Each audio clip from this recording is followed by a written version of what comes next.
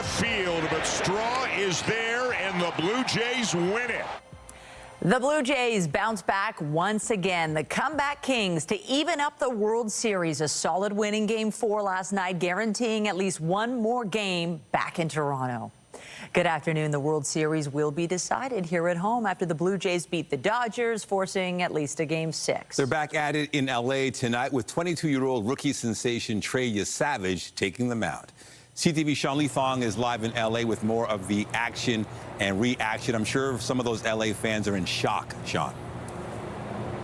They were in shock, and there were some chanting fans last night, Nathan and Michelle, but what they were chanting is "Let's go Blue Jays." There was a sizable contingent of fans supporting the Jays here at Dodger Stadium last night. People may have been confused who were watching the broadcast, because when the Blue Jays were getting runs, you could hear some murmurs of cheers inside Dodger Stadium. You'd be surprised how loud the Jays fans were last night. What really set the tone?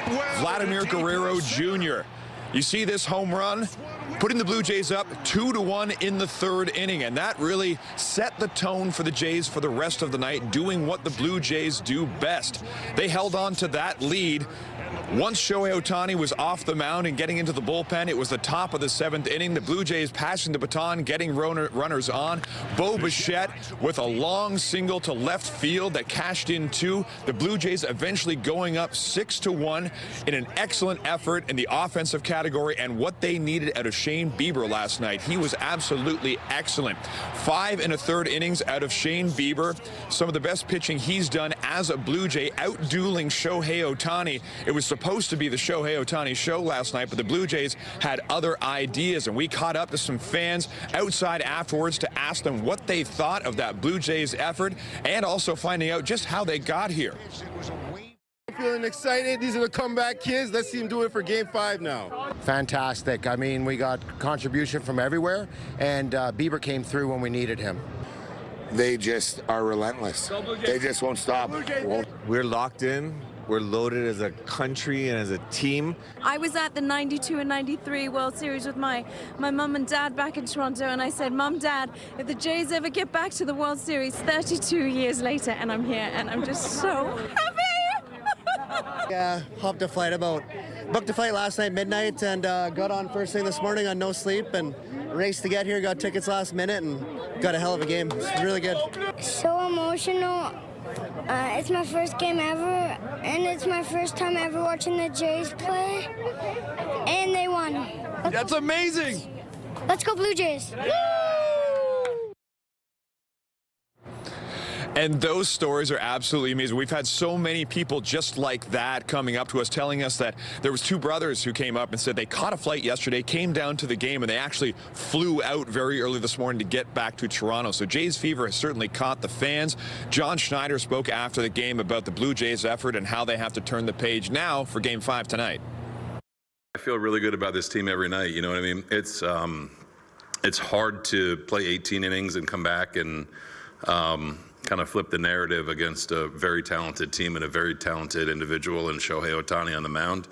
I feel really good about just us, focusing on tomorrow's game. And Trey, I think, has been someone that's kind of come into our environment, and he understands kind of how we go about it. So I don't want him to think, he has to do anything other than what we expect him to do. And it's going to take all 26 again tomorrow, but I feel really comfortable and confident with him on the mound, and tomorrow presents a new challenge against Blake Snell again. So we're going to get a rematch of Game 1. Trey Savage versus Blake Snell tonight for Game 5. The Blue Jays feel good. The Dodgers are looking to bounce back. This series has already become a classic, and we do know it will come back to Toronto for at least one on Friday.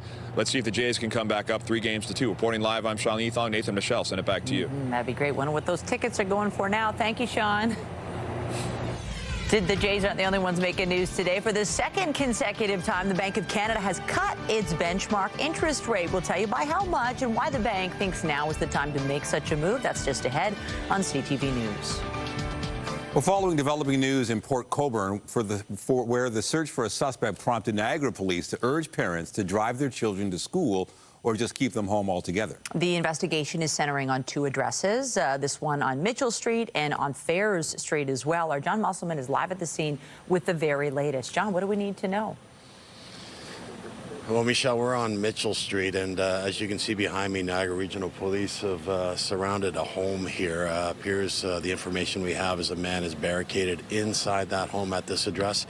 Now, this started early this morning around 6:30. We do have some video of the area.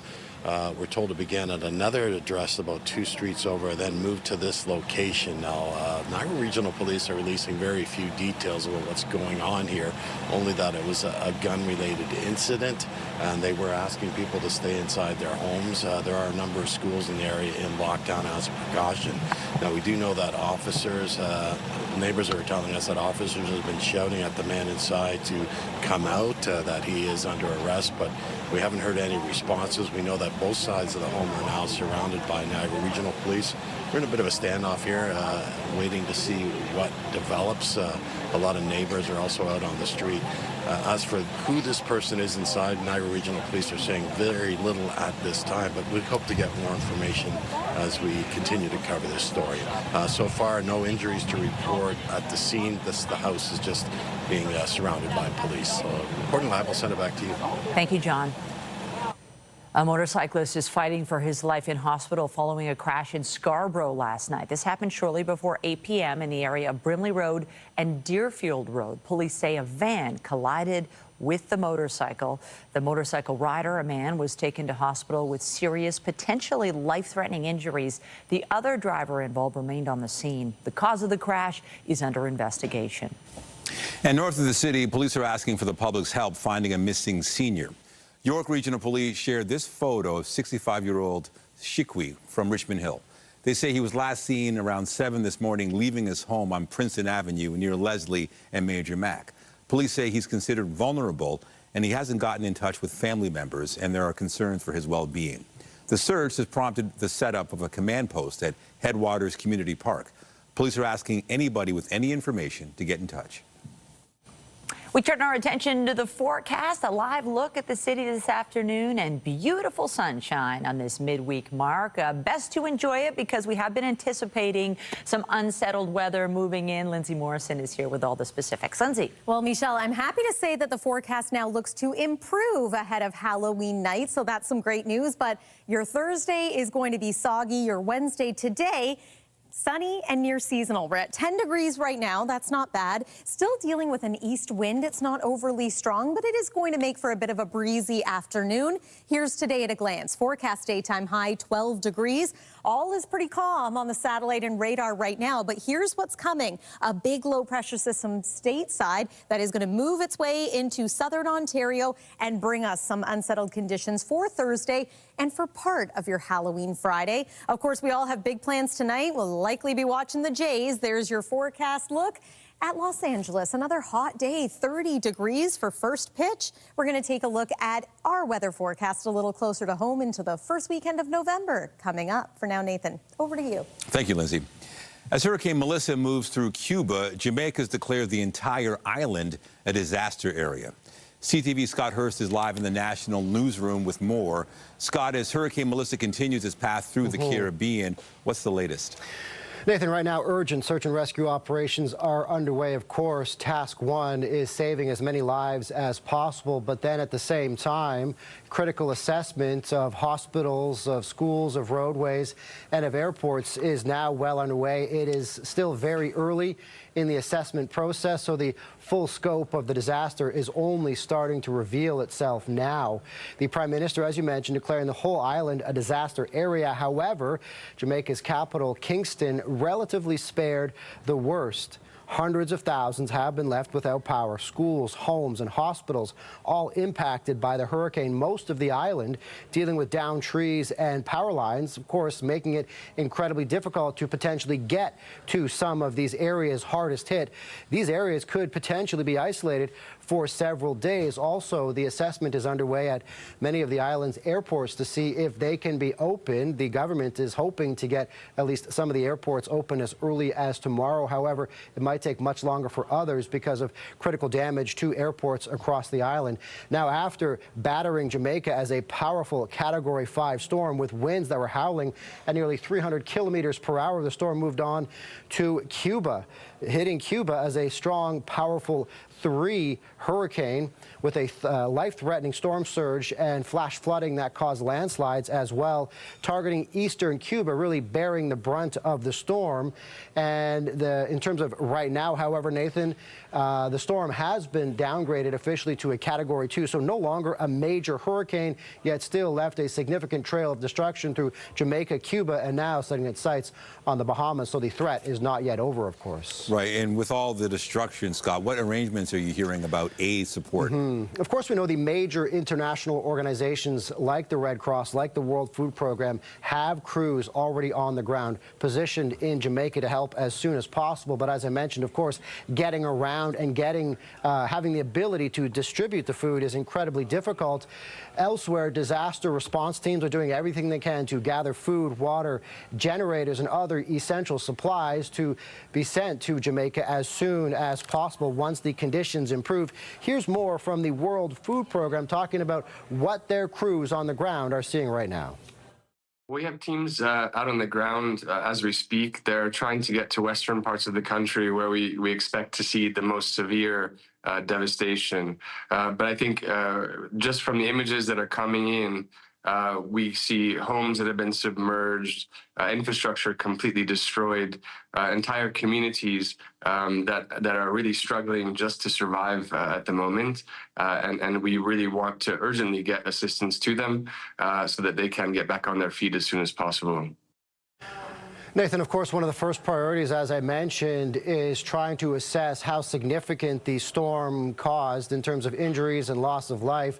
That is already, of course, well underway. But then the critical assessment of infrastructure and how significant of a path of destruction was left behind. And it appears to be incredibly significant over a wide swath of the island, Nathan. All right, CTV's Scott Hurst in the CTV National Newsroom. Thank you. Thank you. And here at home, those with family and friends affected are voicing their concerns as they struggle to get in contact with their loved ones. Our Allison Hurst joins us live with those details. Certainly trying times right now for people with loved ones in Jamaica. It certainly is, Michelle. Lots of people have been trying to get in touch with their friends and family who are in Jamaica, worried about them after enduring this historic hurricane that really barreled down on Jamaica. A few people we were speaking with earlier this morning, a couple of women told us they still haven't been able to get in contact with any of their family members as telecommunications are still down in many parts of the island nation.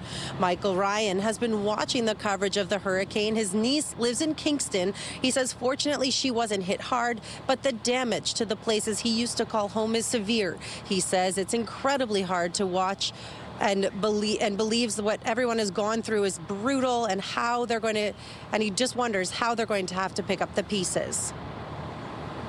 I'm just turning on my thing to go and check and see what's happening after the aftermath and all these things, because I keep checking on them every day. I follow them, you know. Follow what's going on this time. Montego Bay, Kingston, Spanish Town. I'm really from Old Harbour. And I see what's going on in Old Harbour Bay. Those are my kids' playground, those places. You know, I used to go to the beach with my mom to sell fish and buy fish. And when I see what's happening to Old Harbour Bay, it shook me up. Yeah, cause, you know, it's very devastating. And I hope they can get their life back together after this. Because it's not pretty, it's not easy. Yeah, and I hope they stay safe. There is a local relief happening, organized here in this neighborhood, with all the proceeds going directly to the Jamaican Red Cross. The items that they're looking for are things like medication, first aid kits, hygiene and clothing, flashlights, batteries and blankets, supplies for babies and infants, and non-perishable food items. This is all happening on Saturday in this area on the 1st, all day from 1 o'clock till 6 p.m. at 1672 Eglinton Avenue West. Reporting live, I'm Allison Hurst. Back to you in studio. All right, thank you, Allison. The Bank of Canada has reduced its benchmark interest rate by 1/4 point to 2.25%. the second consecutive cut by the central bank signaled it may be satisfied with where the policy rate is amid ongoing U.S. trade uncertainty.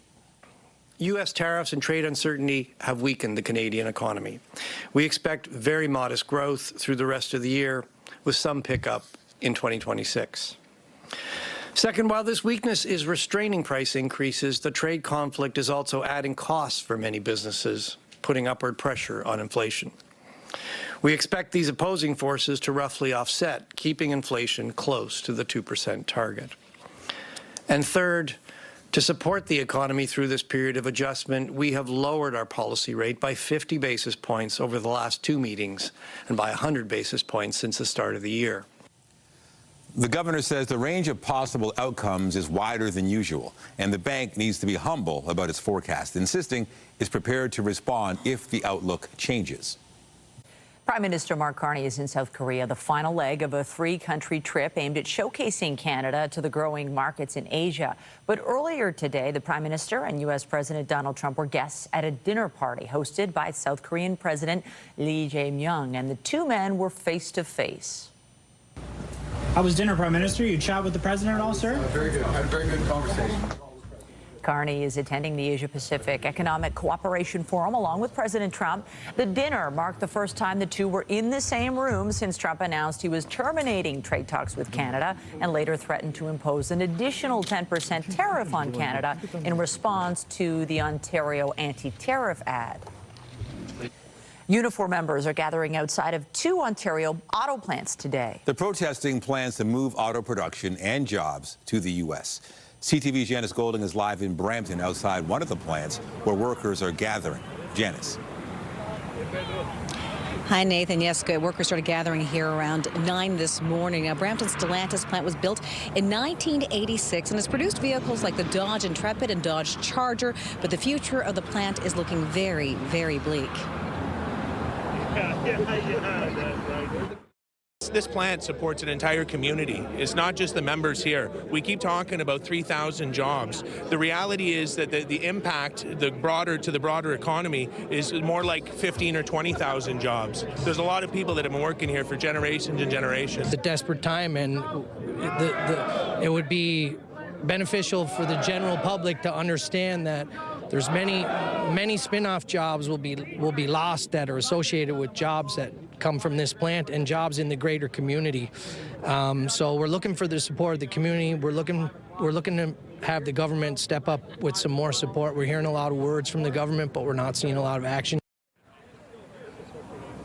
As you've heard, workers here are very, very upset about what they're calling a betrayal. Unifor members had ratified a new collective agreement with the manufacturer in 2023 based on the company's promise to retool the Brampton plant to produce the Jeep Compass. That production was supposed to start on the 4th quarter of 2025 with about 3,000 workers laid off in the interim. But the retooling was paused this past February as the trade war began to escalate. And 2 weeks ago, Stellantis announced that production of the Jeep Compass would be moved from the Brampton plant to Illinois.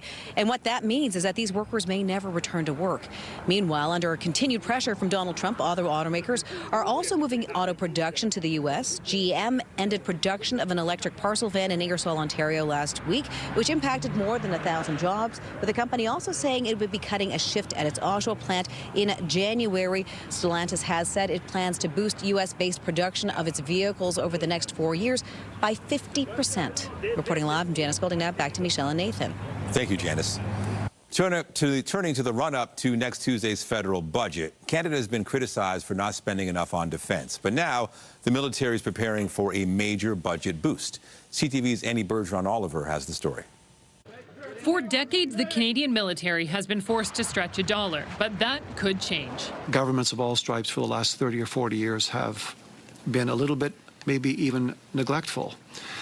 So I think right now this is the time. Canada has committed to spending more than $9 billion to finally reach NATO's 2% target by the end of March 2026.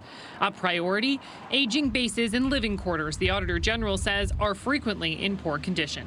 When you're running a military on a shoestring budget, you have rot out on your bases and your wings and your naval facilities. So the first any number of billions are going to have to go into building out the infrastructure. Ottawa has already announced billions for recruitment and retention efforts, as well as pay raises and new benefits for military members. But experts say they hope to see more initiatives in the budget. If Canada spends billions of dollars on equipment, but that equipment doesn't have sufficient trained personnel to actually use the equipment, some of that money will underdeliver on its aspirations. Money for new equipment is also expected, and experts say the wish list is long. Canada needs new state-of-the-art submarines, new warships, and replacements for the aging Griffins. And this is, their main interceptor. Glenn Cowan, whose firm invests in Canadian defence and national security companies, hopes Carney's pledge to introduce Buy Canada policies in the budget boosts Canadian entrepreneurs. Canada doesn't have a technology problem. We don't have a talent problem. We don't have an innovation problem. We have an adoption problem. And the challenge is rewarding Canadian companies to do business in Canada. Spending on the military is only expected to grow. The Prime Minister has pledged to spend 5% of GDP on defence within the next decade. Annie Bergeron-Oliver, CTV News, Ottawa. Health officials in Gaza say overnight Israeli strikes across the Palestinian territory killed 104 people. Israel's prime minister ordered the attacks after accusing Hamas of violating the ceasefire for handing over remains he said were that of a hostage recovered earlier in the war. That was compounded by the fatal shooting of an Israeli soldier during an exchange of gunfire in Rafah. Hamas denied any involvement. Israel now says the ceasefire has resumed. In the U.S., the federal government shutdown is into its fourth week with no end in sight. The Senate failed for the 13th time yesterday to advance a bill that would reopen the government until November 21st. The House will remain out of session this week. Many government workers have had to resort to food banks during what is now the second longest shutdown in American history. Meanwhile, a federal judge has blocked the Trump administration from firing workers during the shutdown as a lawsuit plays out. Turning now to provincial news, Premier Doug Ford held an announcement this morning about plans for the Ring of Fire. Ford also responded to reports the U.S. ambassador swore at the Ontario trade representative during an exchange over the province's anti-tariff ad. The U.S. ambassador's public dressing down of Ontario's point person in Washington doesn't sit well with the Premier. It's unbecoming of an ambassador. I've never heard of this in my entire life. Pete Hoekstra's anger over Ontario's anti-tariff ad featuring Ronald Reagan. Come on, Ambassador. Pete, you got to call Dave up and apologize. It's simple. You know, the cheese slipped off the cracker. I get it. You're ticked off. But call the guy up. Because you're a good guy, and Dave's my champion. Doug Ford defends the ad as his government signs a $40 million agreement with Webequie First Nation, another step to accessing the mineral-rich Ring of Fire. It is focused in real terms to pre-position the community to build the Webequie Supply Road, a road or corridor access for the community to the Ring of Fire and points beyond. The cash will build a community center with an arena, help with a burnt-out airport terminal, buy materials for road construction, and provide mental health supports. Webequie's chief says the deal will unlock new opportunities. Making sure that our communities will prosper in the near future and that we address some of the issues that we have at our community level, including the well-being. Work on the road to the Ring of Fire could begin as early as June, but it would require the federal government to drop its impact assessment. The province says it doubles up on work Webequie has already done. Let's cooperate and let's get things done. I trust the Prime Minister. When he gives me his word, he keeps his word. At Queen's Park, Siobhan Morris, CTV News. Well, as mentioned a little bit ago, Hurricane Melissa made a second landfall early this morning in eastern Cuba as a powerful Category 3 hurricane. Here's what it looks like right now on the satellite and radar imagery, still bringing life-threatening storm surge, flooding rains, rip currents, as well as damaging winds and landslides to Cuba, portions of Haiti, and now impacting the Bahamas. As this storm veers north, it is eventually going to impact Bermuda as well. This looks to be Thursday night. And believe it or not, this hurricane will indirectly impact us here in Canada. We'll show you how after the break. You're watching CTV News at noon. We'll be right back. When you see it happen, send it to CTV News. Text 10400 from your screen to ours. Text 10400. 400. Well, to the forecast. Remember, yesterday I was hoping that the Jays would win and that it would be in 9 innings and we could get some sleep. We got everything we wanted. Everything came true. Yeah, honestly, I don't know what your good luck charms are, but they're working, and we got beautiful sunshine along with it. This is such a nice position for Jays fans to be in, and we know that they're going to be coming back to Toronto, and they could clinch it at home. You know what else? The weather today in Los Angeles, today, very similar to yesterday. So I think that's maybe a good luck sign, too. Yeah. We're hoping for a bit of a repeat with the weather and with the result of the game. Yeah, it's very exciting. There's lots going on right now in the weather department. Of course, we do have the Jays coming back into town on Friday, but that is also Halloween, so we have lots to talk about when it comes to your forecast. Let's get to it. Weather is brought to you by the Presler Law Firm Injury Lawyers. You don't pay unless they win. Beautiful sunrise this morning. You are going to find that the sunrise time changes next week. Of course, we turn our clocks back 1 hour. For any clocks that you manually do have to change, that will be before you go to bed on Saturday night. Hopefully, any digital clocks will update accordingly by the time we're waking up on Sunday morning. But yes, prepare for some slightly brighter mornings and darker evenings for the next little bit. Nice to see the sun today because there won't be a whole lot of it tomorrow. Let's get to your forecast, but we're going to begin with the temperature part of our weather story because today is lovely and seasonal. It's 10 degrees this hour at Pearson Airport. We're on our way to a forecast daytime high of 12. 10 is now our seasonal average. We still have several hours of daytime heating to go. And while I do think patio forecast season is starting to wind down, why not include it tonight? A dry day, lots of people likely venturing out to restaurants to enjoy the game. You can also enjoy partly cloudy skies and temperatures a little warmer than they typically would be at this time of year. Overnight tonight, we're warmer than normal too, 6 degrees for a low, but near freezing again in places like Peterborough, Waterloo, and Orillia. -4 for the low overnight tonight in Bancroft. Okay, tomorrow, bit of a change. We are expecting widespread rain. The temperature is going to hold steady at around 8 degrees, so that will be a noticeable cool down. In fact, it's going to be single digits in most areas for tomorrow. We're still dealing with an easterly, and in the case of tomorrow, a northeasterly wind, so that's going to make it feel a little bit chilly. And you wouldn't know it looking outside your window right now. We are enjoying that sunshine, but we do have a low pressure system that is brewing stateside, and this one is going to venture into the Great Lakes for us tomorrow. Hey, see that at the bottom of the screen? That's what's left, or what will be left, of Hurricane Melissa.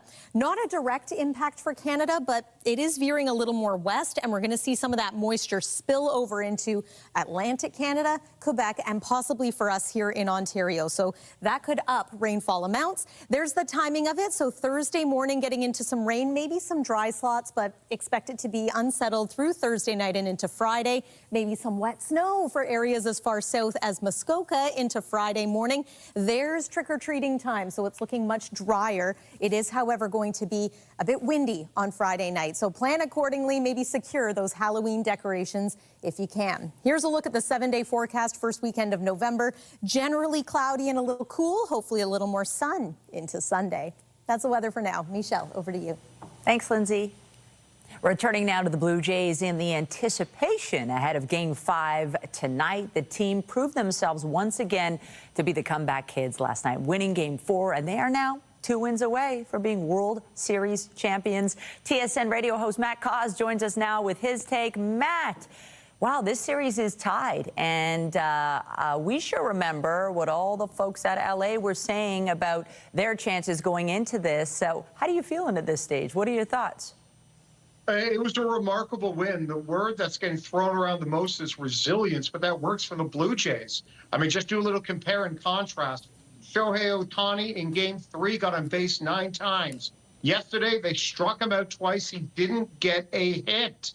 Shane Bieber, much better than what he was in Game 7 against Seattle. The biggest star, Vladimir Guerrero Jr., had lots of opportunities in 18 innings, couldn't get it done, and then had one of the biggest home runs, if not the biggest home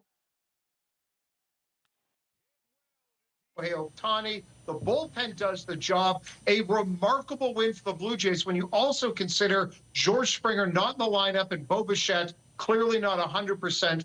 That's the most impressive win I've seen from the Blue Jays all year. I can make the argument it's the most impressive win I've seen from the Blue Jays since the 1992 World Series. Wow, it's a lot of fun to watch. What a roller coaster. Okay, we're going into Game 5. We've been able to watch these two teams battle for 4 games now. How does that inform what you think might happen tonight? Well, I feel like you have to just ignore what happened. Because after Game 3, where the Blue Jays lose in heartbreaking fashion, you figured it was over. They were going to intentionally walk Shohei Ohtani every time. None of that happened.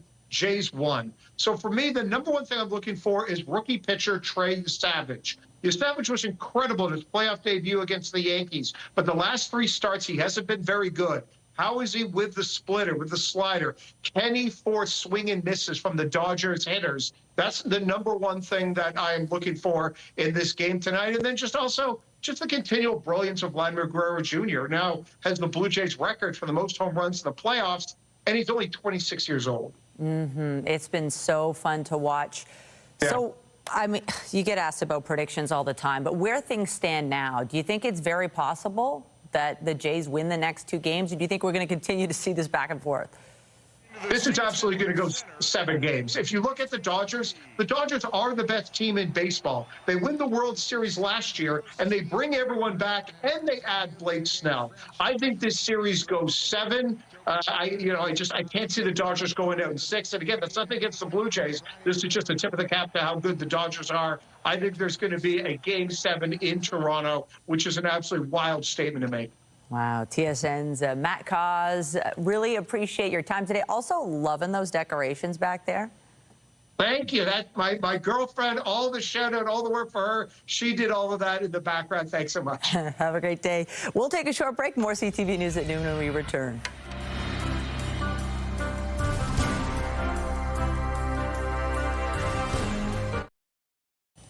Aside from childbirth, chronic obstructive pulmonary disease, or COPD, is the most common reason Canadians end up in hospital. Our health reporter Pauline Chan has more on a new drug to help patients. In Canada, some 840,000 people have been diagnosed with COPD. The Lung Health Foundation estimates that there are upwards of 2 million people, which would be the diagnosed and the undiagnosed, the smokers who are obfuscating their symptoms, or people who haven't had access to spirometry testing. And up till now, patients could take 1 drug, then 2, then triple therapies to help control their increasing breathlessness, episodes known as exacerbations. Till now, there were no things to go to. After that triple therapy, you're kind of like at the end of the line. And for some time now, our colleagues have used, for example, biologics to treat the inflammation of arthritis. Dupixent is a newly approved biologic medication to treat patients with the most advanced forms of COPD.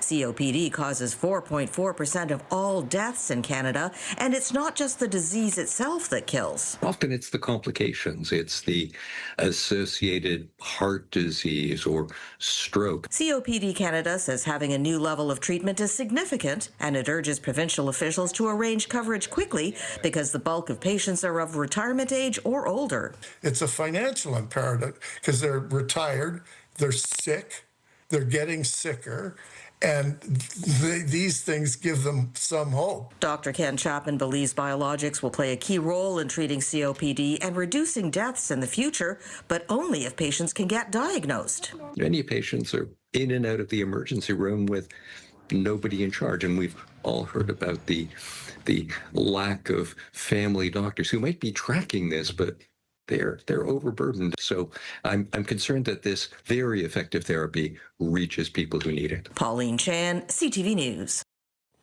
As respiratory virus season ramps up, the province's top doctor is encouraging Ontarians to go get vaccinated. As of Monday, the general public is able to get their seasonal flu and COVID-19 shots after they were made available earlier to higher risk groups. Dr. Kieran Moore says getting those shots, and those for RSV if eligible, remains one of the most powerful tools in the toolbox to prevent serious illness and hospitalizations. The chief medical officer of health also says the shots are safe and available for free at participating pharmacies, public health units, and doctor and nurse practitioner offices across Ontario. Opposition parties at Queen's Park are renewing calls for the government to cover the cost of a blood test that screens for prostate cancer.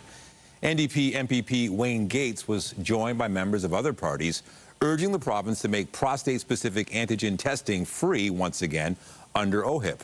Right now, the cost of the test is only covered if a doctor or nurse suspects you already have prostate cancer. Otherwise, it costs $40 out of pocket. According to Stats Canada, prostate cancer is by far the leading type of cancer diagnosis among men, with an estimated 5,000 dying each year from the illness. MPP Gates pointed to evidence that early detection is crucial to better outcomes. Government sources suggested the PSA tests aren't covered for more patients because of high rates of false positives and a lack of reliability as a general screen for the population. Figures of this year's World Series show fewer Americans are watching, but Canadian and Japanese audiences are picking up the slack.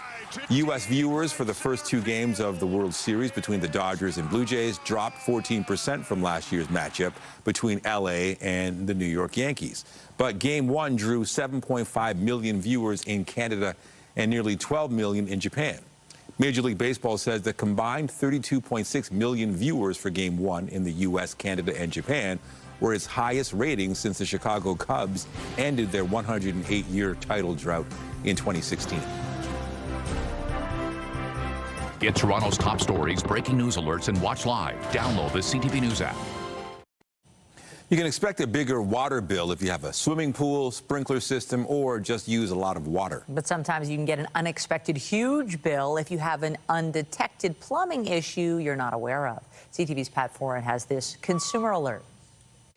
This Scarborough house has 5 washrooms, and earlier this year, the City of Toronto said it appeared there must be a water problem in the home.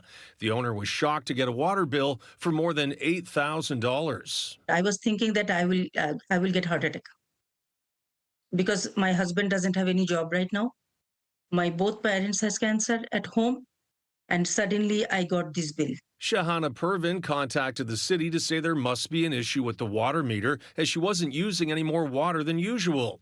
She says she hired 2 plumbers to check for leaks and says they didn't find any. So I called another plumber to check everything, and that plumber also said no, there is no leak, nothing. When we reached out to the City of Toronto, a spokesperson said city staff determined the water meter continues to provide accurate readings. We hypothesized the homeowner was experiencing a leak.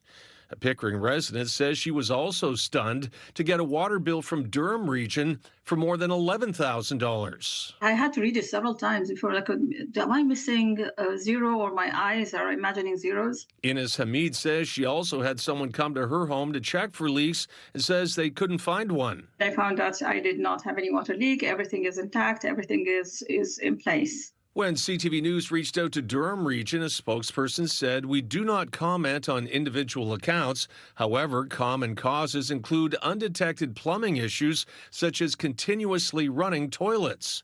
Homeowners are advised to listen for running water in underused bathrooms or to use food dye to check toilets for leaks."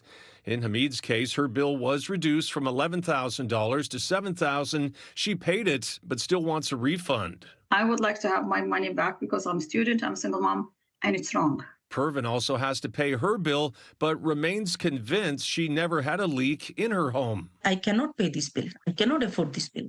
Pat Foran, CTV News. The city's broken ground on a new co-op housing project. Mayor Olivia Chow was joined by several other dignitaries at the official groundbreaking on the project called the South Tower Cedars. When it's done, the building will add 245 housing units on Markham Road, north of Eglinton in Scarborough. The co-op setup means residents will get a say in all aspects of how the building is run. It's the first city co-op housing to break ground in more than 20 years. The last time I actually gone to an open, it was 27 years ago that we built a big co-op project, and finally the government is back. We have a housing crisis because wrong choices have been made in the past where cooperative housing that has been very successful had been stopped. We haven't built any for more than 20 plus years. So we are now back. We are back building cooperatives, and some of them are not just rentals. Some of them you can actually own. Registration for the project is now open to the public. It's a big number. Tech giant Nvidia made history today as the first company to reach $5 trillion U.S. in market value. The chip maker has seen a major rally thanks in no small part to the global artificial intelligence boom. Nvidia's shares have climbed 12-fold since the launch of ChatGPT in 2022, with tech's AI frenzy taking the S&P 500 to new heights. The Silicon Valley-based company reached the milestone just 3 months after it breached the $4 trillion mark. Just for the record, $5 trillion U.S. is about 6.9 trillion Canadian ones. To sports, the Leafs are on the road after a win over the Flames at Scotiabank Arena last night. Right before that, actually, me and Izzy ran into each other. He's such a big body. I told him, like, dude, you take up the whole zone. But no, so it was, puck turned over, kind of went the other way, bounced, and then Johnny made a heck of a play. And obviously we had an in-tight 2-on-1. We work on that stuff a lot, and the D took away him, so I just shot it. How much baseball talk on the flight to Columbus do you think tonight? A lot. Yeah. I'm actually surprised you guys are all here right now. Did you be watching the game? Max Domi, with his second goal of the night, gave the Leafs the lead with just over 2 minutes left in the third, and they held on to beat the Flames 4-3. Matthew Nyes also scored twice and had an assist. The Leafs start a 2-game road trip in Columbus tonight. The Raptors host the Houston Rockets in NBA action tonight. Backing in on Harper. Here's Barrett right to the iron with a two-handed slam over top. Biombo. The Raps coming off a 121-103 loss to the Spurs on Monday and are looking to snap a 3-game losing streak. The Raptors are tied with 5 other Eastern Conference teams with a 1-3 record. Tip-off tonight is at 6:30.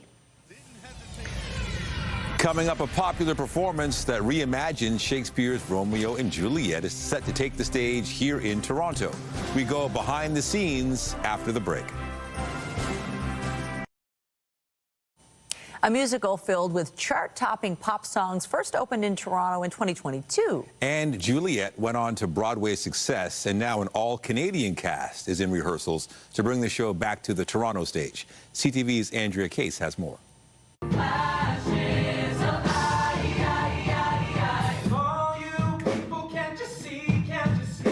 It is the first day of rehearsals for And Juliet, a reimagined take on William Shakespeare's Romeo and Juliet, only this time, spoiler alert, Juliet lives. This is not Vanessa Sears' first time stepping into Juliet's shoes. She was in Romeo and Juliet in Stratford last year. I already feel very, very connected to the character. Getting to bring her into 2025 and use all of these iconic Max Martin songs and get to tell her story and literally give Juliet a second chance is like a dream come true. I'm so excited. He's the greatest playwright of all time, and he's here. So please, give him some love! In the role of Shakespeare, George Crissa. If he looks familiar, that's because he's currently on stage in Bright Star and was recently partially disrobing in Natasha Pierre and the Great Comet of 1812. I may run and hide when you're screaming my name. All right. This industry is really challenging, and there's a lot of ups and downs. So sometimes it, looks really busy, and you got a lot of stuff to put out there, but the ups and downs are real, so I'm going to ride this train as long as it'll take me until it kicks me off. And Juliet first hit the Toronto stage in 2022, but Sears saw it on Broadway. I think there was definitely a part of me that while watching the show was like, I want to do that. That looks like so much fun. And here I am. It is fun. I'm really, really excited. It's such an epic part. She gets to do so many incredible stunts. She has the best costumes. She's belting out all of these incredible tunes. It's like such good energy. Crissa saw the original Toronto version from the audience, and with 30 chart-topping hits including Larger Than Life, Baby One More Time, and Roar, he had no idea at the time he'd be taking on one of the lead roles. It's so well written, and the music, it doesn't get better than the hits of Max Martin. Those are the songs that we all lived our lives to. So it runs the gamut from middle school up until today for me. So getting to sing this music on stage in downtown Toronto is so, so, so exciting. It's such an epic part. She gets to do so many incredible stunts. She has the best costumes. She's belting out all of these incredible tunes. It's like such good energy. And they'll need it. Rehearsals are underway, and Juliet opens at the Royal Alexandra Theatre on December 3rd. Andrea Case, CTV News. so happy. I'm feeling their energy. Wow, we're fully energized. We had a Jays win, and we have beautiful sunshine today and decent temps. Yeah, beautiful for today. Bit of a change for tomorrow, so let's enjoy what we have today. Overnight tonight, the temperature is going to fall to about 6 degrees for a low, but as we make our way into tomorrow, we're not going to warm up all that much from there. So here's a look at tomorrow's forecast daytime high. 8 degrees. That's going to be a noticeable change from today's 12 under sunshine. Looking ahead to Friday night, a couple of things going on, including Halloween. There's a look at what you can expect. It's looking drier, but windier. A reminder, clocks go back this weekend. Plan your weekend accordingly, and then your 7-day forecast looks like this. A little unsettled again for Thursday and part of Friday, but drier into the weekend, just mostly cloudy for the first weekend of November. And you may notice that temperatures from here may start to feel a little cooler overall. Nathan and Michelle. Thank you, Lindsay. And that is CTV News at noon. Remember, you can get Toronto's breaking news all day long on CP24 and at ctvnewstoronto.ca. For Lindsay Morrison and the whole team here at CTV News, have a pleasant afternoon. I'm Michelle Duday. And I'm Nathan Downer. Be sure to join us later for CTV News at 5 and 6.